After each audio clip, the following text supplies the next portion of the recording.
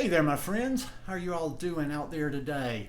I was reading a little bit this morning and I just thought I would share a non food message with you today. As you can see from the title, Other People Are the Past. I was going through some old magazines of mine this morning and I have an old Lion's Roar about Thich Nhat Hanh. And I started reading this one little short piece in there, basically titled "Other People Are the Path." And I've heard this sentiment before, so I just thought I'd share this article with you, and then what it led me to. Soon after I was ordained by Tay as a novice nun in 1999, I think that's the name that they have for Thich Nhat Hanh. People that actually know him, it's kind of a nickname. T-H-A-Y, Tay or Tai. I began to have difficulties with an elder sister. This nun had gone through a lot of suffering and could sometimes be harsh in her speech. This was quite painful for me, and I struggled with the situation as a new member of the monastic community. As novices, we were fortunate to have the opportunity to be Tay's attendants when he would come to teach at our hamlet of Plum Village every other week.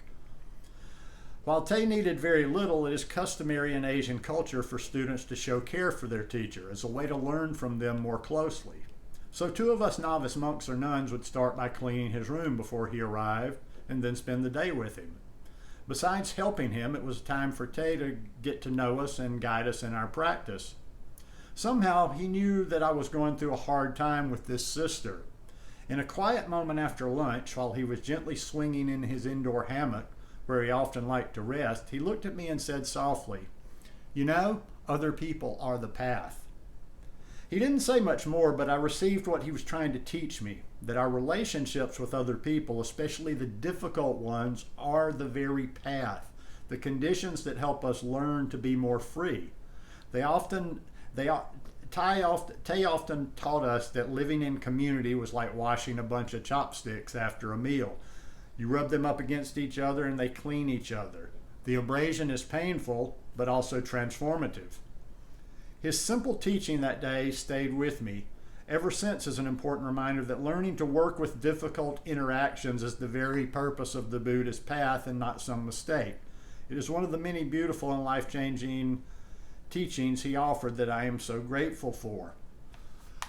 And it got me thinking because I remembered a specific verse of the Tao Te Ching that kind of correlated with this. So I've got this version, Change Your Thoughts, Change Your Life. It was Living the Wisdom of the Tao by Wayne Dyer for a year. And the 27th verse of the Tao says, "A knower of the truth travels without leaving a trace, speaks without causing harm, gives without keeping an account. The door he shuts, though having no lock, cannot be opened. The knot he ties, though using no cord, cannot be undone. Be wise and help all beings impartially, abandoning none. Waste no opportunities. This is called following the light. What is a good man but a bad man's teacher? What is a bad man but a good man's job? If the teacher is not respected and the student not cared for, confusion will arise, however clever one is. This is the great secret." And I won't read this whole thing, but I'll go over to the part that kind of is really for this specific talk today. Don't judge yourself or others. Don't criticize the behavior or appearance of those you've assessed to be bad people. Instead, switch your thoughts to something along these lines. I am my own student, and I have this opportunity to learn that I am instructing rather than judging. I will now cease critiquing myself or any other and teach by being the Tao. If the entire world of the 10,000 things knew the simple truth that we are all one, then in my opinion, war, hostilities, confusion, and even illness would cease to exist. Why not be one individual who chooses to respect yourself and all others as teachers and as students? When you see the world as full of opportunities to help, one thought and one action at a time, you'll be living by your inner light. Here's a poem I'll share. The great Sufi poet Hafiz speaks of this in his poem, No More Leaving. At some point, your relationship with God will become like this. Next time you meet him in the forest or on a crowded city street, there won't be any more leaving. That is, God will climb into your pocket. You will simply just take yourself along. Do the Tao now. I always like this. He has a little action statement at the very end. Find one person labeled bad and use that opportunity to do your job. Be a teacher by reaching out and sending a loving message to him or her. Perhaps you could pass along a book, write an email or letter, or make a phone call. Just do one thing as a good person today, even if it's for a stranger living in a prison cell. He or she is your assignment now.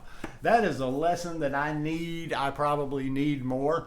I don't know. Maybe I need it. Maybe I don't. I don't know how relevant it is to me.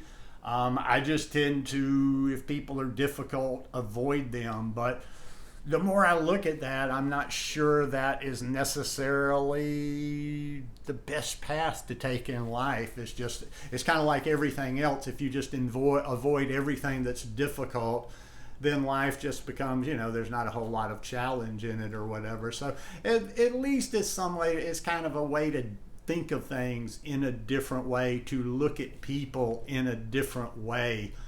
And, in the end, when you're looking at people that you label bad or whatever, you're not going to change anything about them or make any real difference by just criticizing them or hating on them anyway. So anyhow, just some food for thought from my morning reading. Just thought you might enjoy the thoughts yourself. So hope you enjoyed the video. If you like it, please give me a thumbs up. And I'll see you here again later this week. Peace.